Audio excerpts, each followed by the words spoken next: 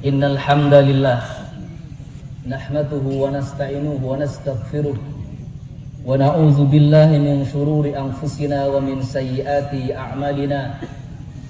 Man yahdihillahu fala mudilla lahu wa man yudlilhu falan tajida lahu waliyyan mursyida. Innal hamdalillah alladzi arsala rasulahu bil huda wa dinil haqq liyudhhirahu ala dini kullihi wa kaffa billahi syahida. Innal hamdalillah alladzi khalaqal mauta wal hayata liyabluwakum ayyukum ahsanu amala wa huwal azizul ghafur. Ashhadu an la ilaha illallah wahdahu la syarika lah wa ashhadu anna Muhammadan abduhu wa rasuluhu la nabiyya wa la rasula ba'dahu. Allahumma salli wa sallim wa barik ala hadha nabiyil karim imamul muttaqin wa qa'idul mujahidin habibina wa maulana wa qurratu a'yunina Muhammadin sallallahu alaihi wasallam wa ala alihi wa ashabihi wa man tabi'ahu bi ihsanin ila yaumiddin, amma ba'du. Fa ya ibadallah, usini wa iyyakum bi taqwallah faqad fazal muttaqun. Faqala Allah ta'ala: A'udzu billahi samii'il 'aliim minasy syaithaanir rajiim. Bismillahirrahmanirrahim. Ya ayyuhalladzina aamanu ittaqullaha wal tanzur nafsum ma qaddamat lighad wattaqullaha innallaha khabirum bima ta'malun. Shadaqallahul 'adziim. Allahu akbar. Allahu akbar walillahil hamd. Jamaah salat Idul Fitri rahimakumullah. Hari ini di seluruh belahan bumi miliaran umat Islam mengumandangkan takbir, tahmid dan tahlil memuji Allah atas hari kemenangan yang dianugerahkan Allah kepada kita. 1 Syawal 1443 Hijriah, alhamdulillah bisa serentak di seluruh penjuru dunia. Semoga pujian kita kepada Allah, sanjungan kita kepada Allah, mengagungkannya kita kepada Allah, Allah terima dengan lapang hati sehingga kita mendapatkan predikat orang-orang yang bertakwa di sisi Allah Subhanahu wa taala.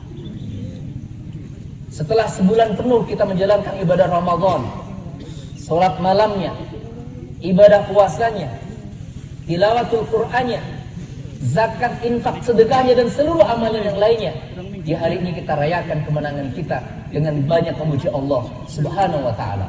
Allahu akbar, Allahu akbar walillahil hamd.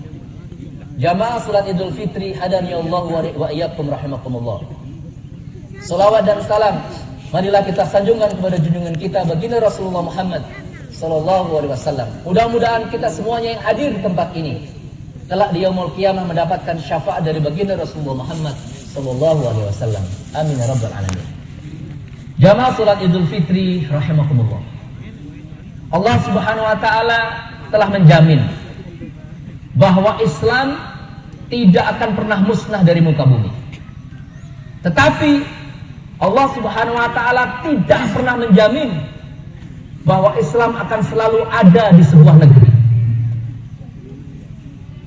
Bung Karno mengatakan jas merah, jangan sekali-kali meninggalkan atau melupakan sejarah. 2/3 dari Al-Quran adalah sejarah.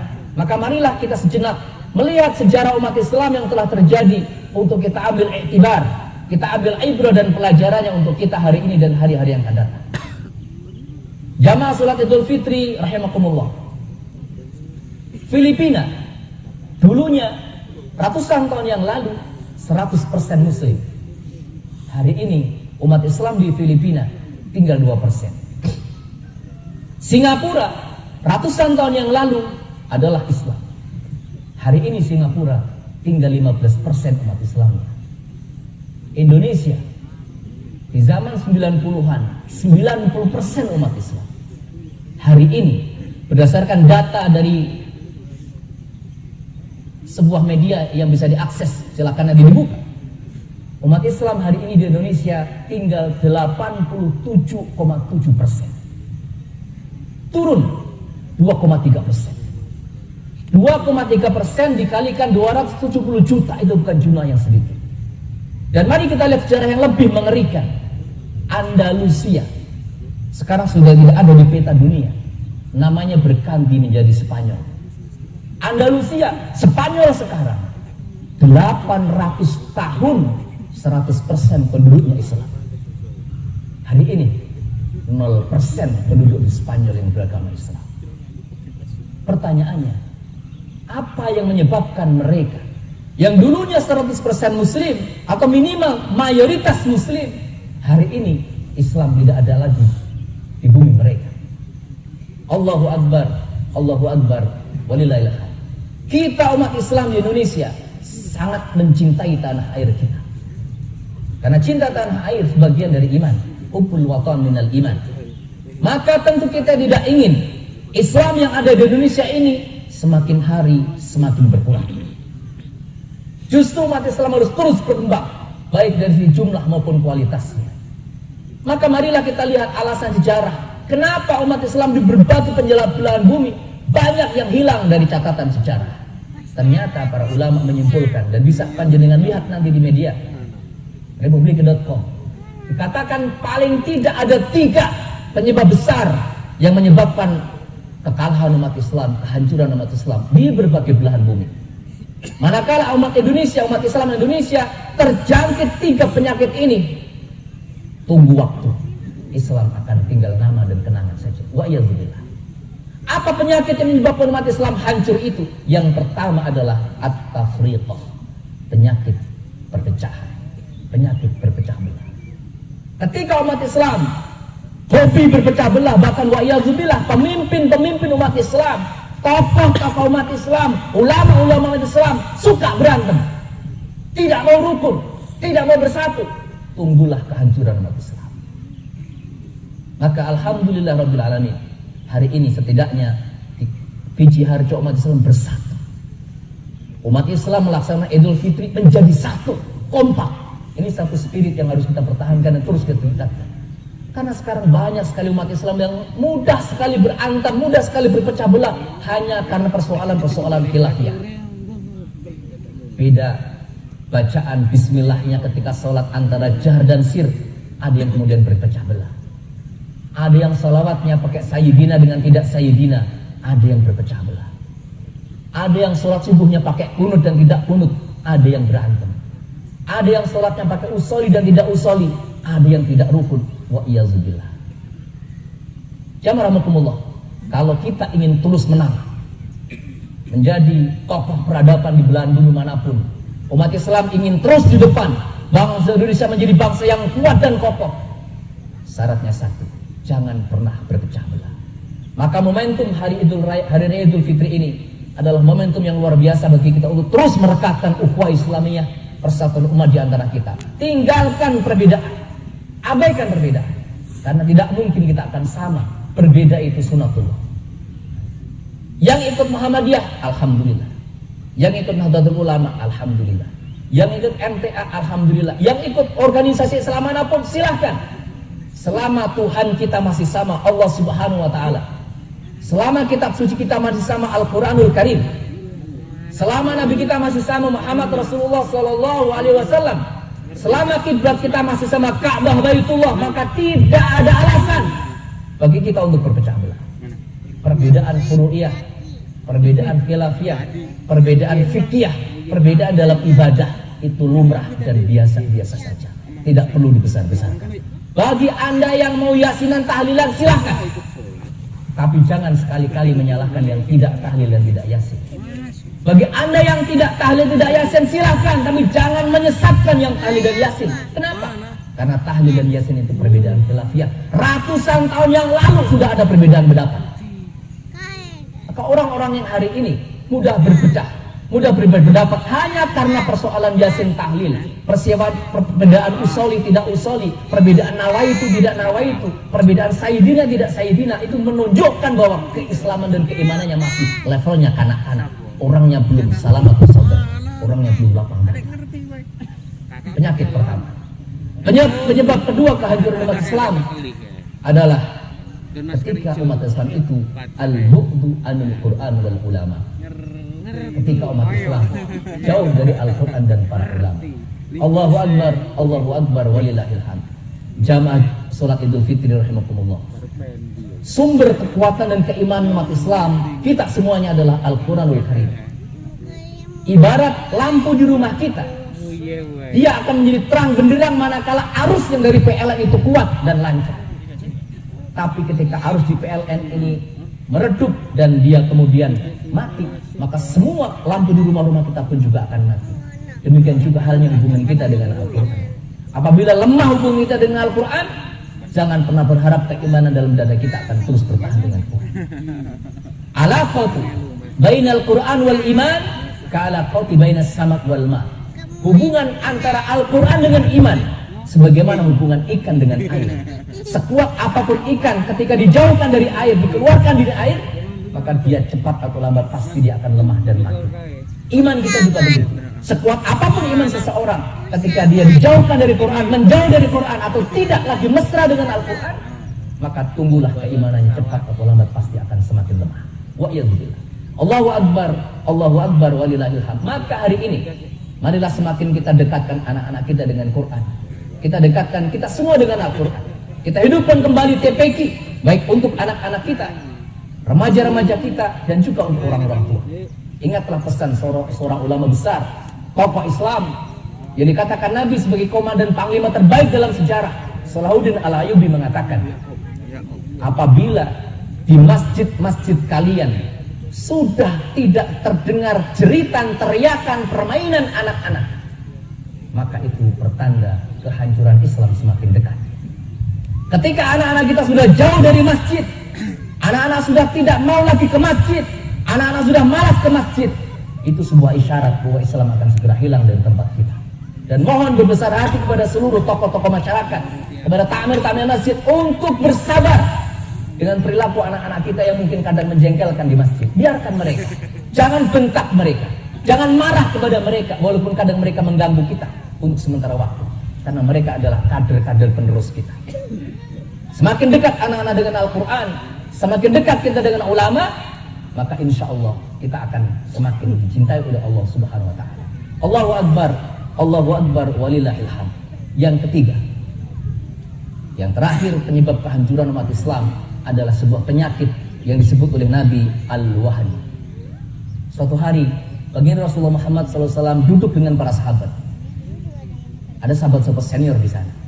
Kemudian Nabi mengatakan akan datang suatu zaman di akhir nanti, kalian umat Islam akan diperebutkan oleh musuh-musuh kalian dari berbagai macam penjuru, sebagaimana orang berebut makanan di meja makan. Dari kanan, dari kiri, dari depan, dari belakang, dari atas, dari samping, semuanya akan berebut umat Islam. Umat Islam hanya jadi bahan rebutan dan jadi objek penderita dari musuh-musuh umat Islam. Sahabat kaget dan bertanya, ya Rasulullah, apakah waktu itu jumlah kami minoritas? Apakah waktu itu kami sedikit ya Rasulullah? Bala, kata Nabi. Enggak, tidak. Kalian pada saat itu justru mayoritas, kalian secara jumlah sangat besar, tetapi kualitas kalian sangat lemah.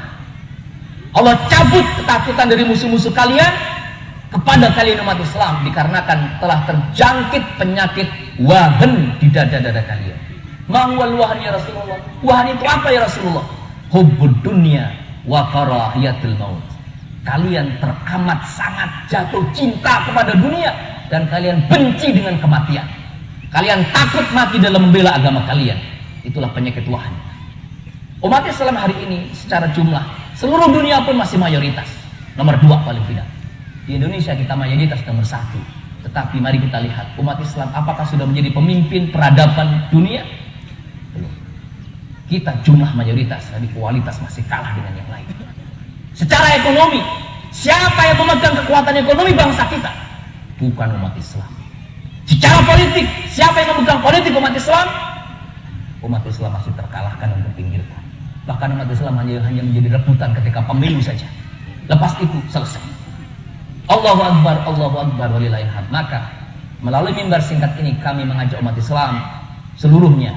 Yang pertama, mari kita semuanya terus mendekat kepada Quran dan para ulama.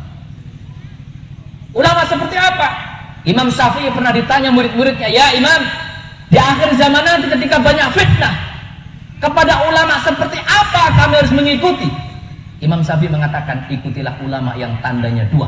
Satu, ulama yang paling dibenci orang-orang kafir. Yang kedua, ulama yang paling dimusuhi oleh orang-orang munafik. Bukan ulama yang justru bermesraan dengan orang-orang kafir dan orang-orang munafik. Allahu Akbar walillahil hamd. Yang kedua, mari kita terus perkokoh persatuan di antara umat Islam. Marilah kita bentuk forum komunikasi, lintas organisasi, lintas ormas. Silakan kita ikut partai apapun, silakan kita ikut ormas apapun, selama Tuhan kita sama, Nabi kita sama, kitab kita sama, kiblat kita sama. Al-mu'minu akhul mu'min, al-muslimu akhul muslim. Innamal mu'minuna ikhwah, fa'aslihu baina akhwaikum. Sesungguhnya sesama orang-orang beriman itu saudara, maka perbaikilah hubungan di antara kalian. Dan yang terakhir, marilah kita semuanya mencintai dunia ini dengan secukupnya, dan kita menjadi orang-orang yang terus berjuang untuk mendekatkan dan membela agama kita sesuai dengan kemampuan kita masing-masing. Semoga Allah memberikan hidayah kepada kita, mengistiqomahkan kita dalam iman dan Islam, menjadikan kita orang-orang bertakwa, dan nanti mendapatkan semua dari Allah, yaitu predikat yang terbaik, tertinggi ketika kita menghadap Allah dengan predikat yang husnul khatimah. Allahumma amin. Innallaha wa malaikatahu yusholluna 'alan nabi ya ayyuhalladzina amanu shallu 'alaihi wa sallimu taslima. A'udzubillahi minasyaitonir rajim. Bismillahirrahmanirrahim. Alhamdulillahirabbil alamin. Allahumma shalli wa sallim wa barik ala sayyidina Muhammad ala alihi habibina ajrahmana bi rahmah ya arhamar rahimin.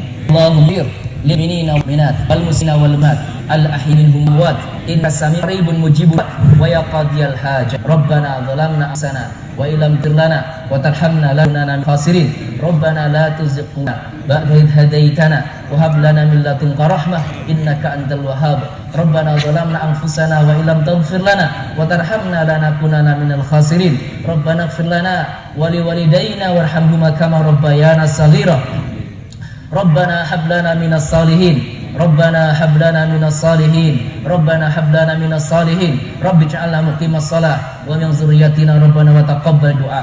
Allahumma taqabbal minna ya Allah. Allahumma taqabbal minna siyamana. Allahumma taqabbal minna salatana. Allahumma taqabbal minna qira'atana. Allahumma taqabbal minna sadaqatana. Allahumma taqabbal minna zakatana. Allahumma taqabbal minna umratana wa hajjana ya Rabbi Allah ya Rabb. Allahumma taqabbal minna kulla amalina ya arhamar rahimin. Allahumma arinal haqq warzuqna ittiba'ah wa arinal batila warzuqna istinabah. Allahumma inna ala zikrika wa syukrika wa husni ibadah. Allahumma innaka ta'lam hadhil qulub qad istamat ala batik wal ta'ala ta'atik wa tawahadat ala da'watik wa ta'ahadat ala nusrati syariatik fasikillahu marabitataha wa adim buddaha wahdiha subulaha wa mla'a binurika alladhi la yahbu washrah sudurah bi faidil imani bik wa jamili tawakkuli alaik wa ahyiha bi ma'rifatik wa amitha ala syahadati fi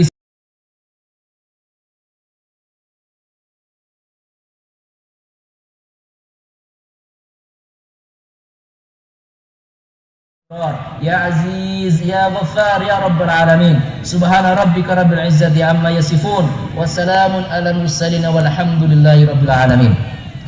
Assalamualaikum warahmatullahi wabarakatuh.